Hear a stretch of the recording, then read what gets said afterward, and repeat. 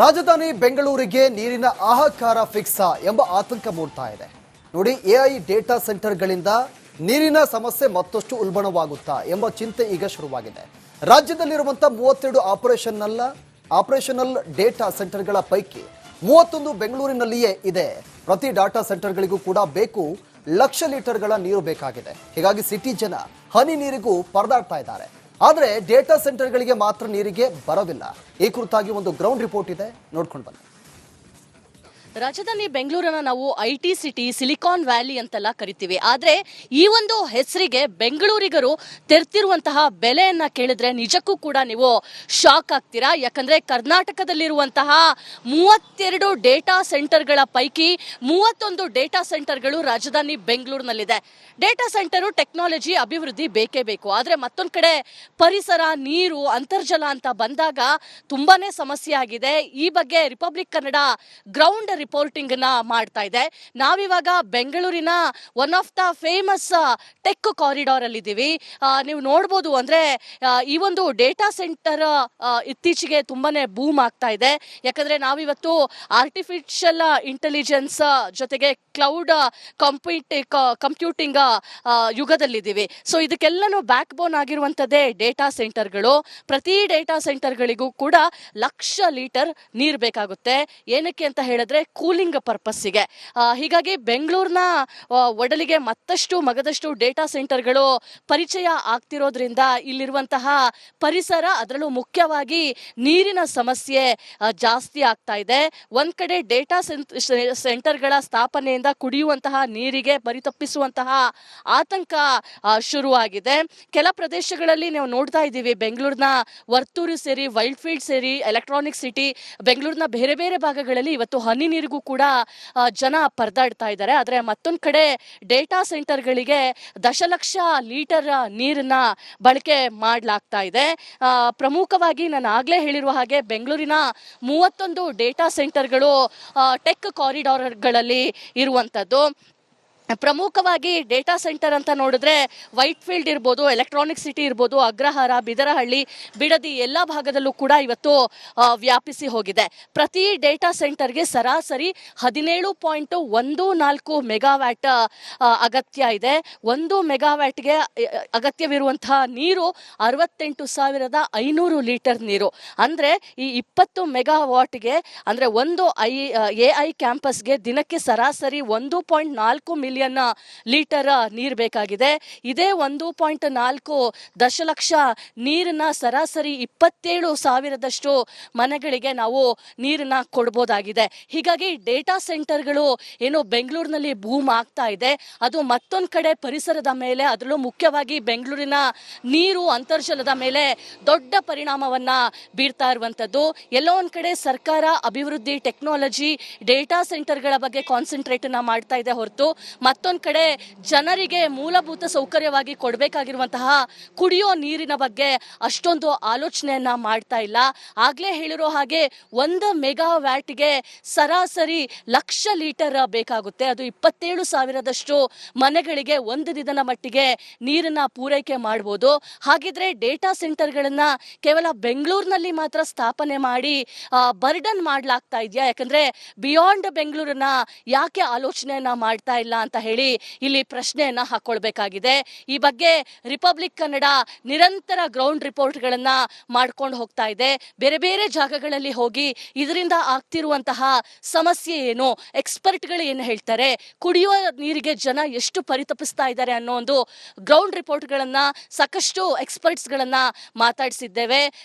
ಜೊತೆಗೆ ಸರ್ಕಾರದ ಗಮನವನ್ನ ಸೆಳೆಯುವಂತಹ ಪ್ರಯತ್ನಗಳು ಕೂಡ ಆಗ್ತಾ ಇದೆ. ಕ್ಯಾಮ್ರಾ ಪರ್ಸನ್ ರಾಘವೇಂದ್ರ ಜೊತೆ ದೀಪ್ತಿ ತೋಳ್ಪಾಡಿ, ರಿಪಬ್ಲಿಕ್ ಕನ್ನಡ, ಬೆಂಗಳೂರು. ಬೆಂಗಳೂರಲ್ಲಿ ನೀರಿಗೆ ಕುತ್ತು ತಂದ ಡೇಟಾ ಸೆಂಟರ್. ರಿಪಬ್ಲಿಕ್ ಕನ್ನಡದಿಂದ ನೀರಿನ ಸಮಸ್ಯೆ ಬಗ್ಗೆ ವಿಸ್ತೃತವಾಗಿ ವರದಿಯನ್ನ ಮಾಡಲಾಗ್ತಾ ಇದೆ. ರಿಪಬ್ಲಿಕ್ ವರದಿಗೆ ಸ್ಪಂದಿಸಿದ್ದಾರೆ IT-BT ಸಚಿವ ಪ್ರಿಯಾಂಕ್ ಖರ್ಗೆ. ಡೇಟಾ ಸೆಂಟರ್ ವರದಿ ಬಗ್ಗೆ ಸರ್ಕಾರದ ಮಟ್ಟದಲ್ಲಿ ಚರ್ಚೆ ಮಾಡಿದ್ದೇವೆ. ಡೇಟಾ ಸೆಂಟರ್ಗಳಿಗೆ ಹೆಚ್ಚು ನೀರು, ವಿದ್ಯುತ್ ಬಳಕೆ ಆಗ್ತಾ ಇದೆ. ಇದು ಪರಿಸರ ಮೇಲೆ ಹಾನಿ ಉಂಟು ಮಾಡಿದೆ ಅಂತ ಪ್ರಿಯಾಂಕ್ ಖರ್ಗೆ ಮಾತನಾಡಿದ್ದಾರೆ. ಇಲ್ಲ, ಅದಕ್ಕೆ ನಾವು ಸದನದಲ್ಲಿ ಅದ್ರ ಬಗ್ಗೆ ಚರ್ಚೆ ಮಾಡಿದ್ದೀವಿ. ನಾವು ಸಸ್ಟೈನೇಬಲ್ ಡೇಟಾ ಸೆಂಟರ್ಸ್ ಮಾಡಬೇಕು ಅಂದ್ಬಿಟ್ಟು ನಮ್ಮ ನೀತಿಯಲ್ಲಿ ಬದಲಾವಣೆ ಆಗಬೇಕು. ಸೊ ನೀವು ಹೇಳ್ದಂಗೆ ಇಂಧನ ಇರ್ಬೋದು, ಮತ್ತು ನಿಮ್ಮ ಪವರ್ ಇರ್ಬೋದು, ಮತ್ತು ನೀರಿರ್ಬೋದು, ಇವೆಲ್ಲನೂ ಕೂಡ ಸ್ವಲ್ಪ ಹೆಚ್ಚು ಉಪಯೋಗ ಮಾಡುತ್ತೆ. ಅದು ಆರ್ಟಿಫಿಷಿಯಲ್ ಇಂಟೆಲಿಜೆನ್ಸಿಂದ ಇರ್ಬೋದು, ಕ್ವಾಂಟಮ್ ಇರ್ಬೋದು, ನಿಮ್ಮ ಏನು ಎಮರ್ಜಿಂಗ್ ಟೆಕ್ನಾಲಜೀಸ್ ಇರ್ಬೋದು. ಸೊ ಇದರಿಂದ ಕ್ವೈಟ್ ನ್ಯಾಚುರಲಿ ಸ್ವಲ್ಪ ಎನ್ವೈರ್ಮೆಂಟಿಗೆ ಹಾನಿ ಆಗುತ್ತೆ.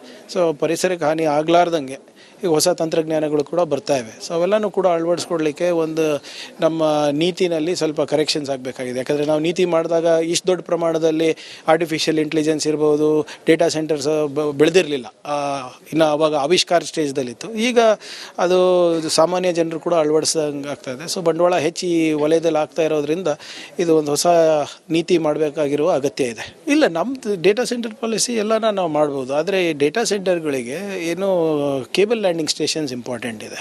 ಅದು ನಾವು ಮಂಗಳೂರಿಗೆ ತರಲಿಕ್ಕೆ ಪ್ರಯತ್ನ ಮಾಡ್ತಾ ಇದ್ದೀವಿ.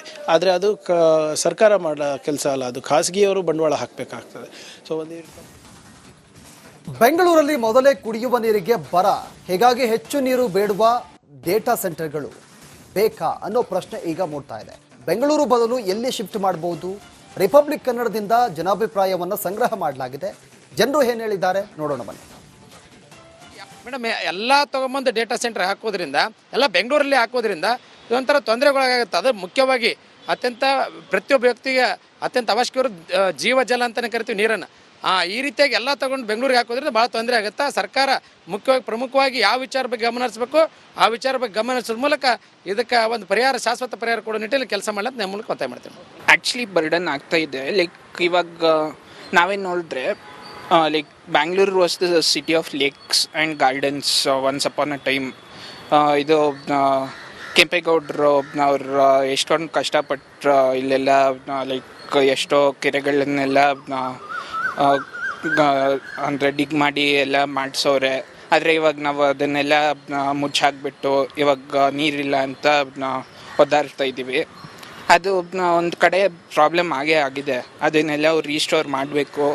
ಇವಾಗ ಮಳೆ ಬಿದ್ದಾಗೆಲ್ಲ ಎಲ್ಲೆಲ್ಲಿ ಕೆರೆಗಳಿತ್ತು ಅದನ್ನು ಮುಚ್ಚಿಬಿಟ್ರೆ ಅಲ್ಲೆಲ್ಲ ಮಳೆ ಬಿದ್ದಾಗ ಫ್ಲಡ್ಡಿಂಗ್ ಎಲ್ಲ ಆಗುತ್ತೆ. ಅಂಥ ಜಾಗದಲ್ಲೆಲ್ಲ ಅವ್ರು ತಿರ್ಗಾ ಒಂದು ಲೈಕ್ ಸ್ಮಾಲ್ ರಿಸರ್ವೆಲ್ ಥರ ಓಪನ್ ಮಾಡಿದ್ರೆ ಅವಾಗಂತ ಎಲ್ಲ ಪ್ರಾಬ್ಲಮ್ಸ್ ಹೋಗ್ಬಿಡುತ್ತೆ. So data center is also important, but government should look upon the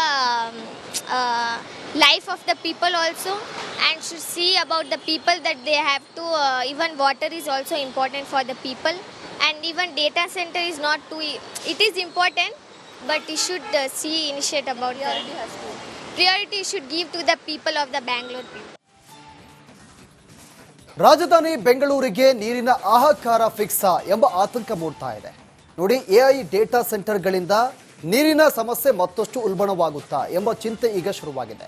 ರಾಜ್ಯದಲ್ಲಿರುವಂಥ 32 operational data ಸೆಂಟರ್ಗಳ ಪೈಕಿ 31 ಬೆಂಗಳೂರಿನಲ್ಲಿಯೇ ಇದೆ. ಪ್ರತಿ ಡಾಟಾ ಸೆಂಟರ್ಗಳಿಗೂ ಕೂಡ ಬೇಕು ಲಕ್ಷ ಲೀಟರ್ಗಳ ನೀರು ಬೇಕಾಗಿದೆ. ಹೀಗಾಗಿ ಸಿಟಿ ಜನ ಹನಿ ನೀರಿಗೂ ಪರದಾಡ್ತಾ ಇದ್ದಾರೆ. ಆದರೆ ಡೇಟಾ ಸೆಂಟರ್ಗಳಿಗೆ ಮಾತ್ರ ನೀರಿಗೆ ಬರವಿಲ್ಲ. ಈ ಕುರಿತಾಗಿ ಒಂದು ಗ್ರೌಂಡ್ ರಿಪೋರ್ಟ್ ಇದೆ, ನೋಡ್ಕೊಂಡು ಬನ್ನಿ. ರಾಜಧಾನಿ ಬೆಂಗಳೂರನ್ನ ನಾವು IT ಸಿಟಿ, ಸಿಲಿಕಾನ್ ವ್ಯಾಲಿ ಅಂತೆಲ್ಲ ಕರಿತೀವಿ. ಆದರೆ ಈ ಒಂದು ಹೆಸರಿಗೆ ಬೆಂಗಳೂರಿಗರು ತೆರ್ತಿರುವಂತಹ ಬೆಲೆಯನ್ನ ಕೇಳಿದ್ರೆ ನಿಜಕ್ಕೂ ಕೂಡ ನೀವು ಶಾಕ್ ಆಗ್ತೀರಾ. ಯಾಕಂದ್ರೆ ಕರ್ನಾಟಕದಲ್ಲಿರುವಂತಹ 32 ಡೇಟಾ ಸೆಂಟರ್ಗಳ ಪೈಕಿ 31 ಡೇಟಾ ಸೆಂಟರ್ಗಳು ರಾಜಧಾನಿ ಬೆಂಗಳೂರಿನಲ್ಲಿದೆ. ಡೇಟಾ ಸೆಂಟರು ಟೆಕ್ನಾಲಜಿ ಅಭಿವೃದ್ಧಿ ಬೇಕೇ ಬೇಕು. ಆದರೆ ಮತ್ತೊಂದು ಕಡೆ ಪರಿಸರ, ನೀರು, ಅಂತರ್ಜಲ ಅಂತ ಬಂದಾಗ ತುಂಬಾನೇ ಸಮಸ್ಯೆ ಆಗಿದೆ. ಈ ಬಗ್ಗೆ ರಿಪಬ್ಲಿಕ್ ಕನ್ನಡ ಗ್ರೌಂಡ್ ರಿಪೋರ್ಟಿಂಗ್ ನ ಮಾಡ್ತಾ ಇದೆ. ನಾವಿವಾಗ ಬೆಂಗಳೂರಿನ one of the famous tech corridor ಅಲ್ಲಿ ಇದ್ದೀವಿ. ನೀವು ನೋಡ್ಬೋದು, ಅಂದ್ರೆ ಈ ಒಂದು ಡೇಟಾ ಸೆಂಟರ್ ಇತ್ತೀಚೆಗೆ ತುಂಬಾನೇ ಬೂಮ್ ಆಗ್ತಾ ಇದೆ. ಯಾಕಂದ್ರೆ ನಾವಿವತ್ತು ಆರ್ಟಿಫಿಷಿಯಲ್ ಇಂಟೆಲಿಜೆನ್ಸ್ ಜೊತೆಗೆ ಕ್ಲೌಡ್ ಕಂಪ್ಯೂಟಿಂಗ್ ಯುಗದಲ್ಲಿದ್ದೀವಿ. ಸೊ ಇದಕ್ಕೆಲ್ಲನೂ ಬ್ಯಾಕ್ ಬೋನ್ ಆಗಿರುವಂಥದ್ದೇ ಡೇಟಾ ಸೆಂಟರ್ಗಳು. ಪ್ರತಿ ಡೇಟಾ ಸೆಂಟರ್ಗಳಿಗೂ ಕೂಡ ಲಕ್ಷ ಲೀಟರ್ ನೀರು ಬೇಕಾಗುತ್ತೆ. ಏನಕ್ಕೆ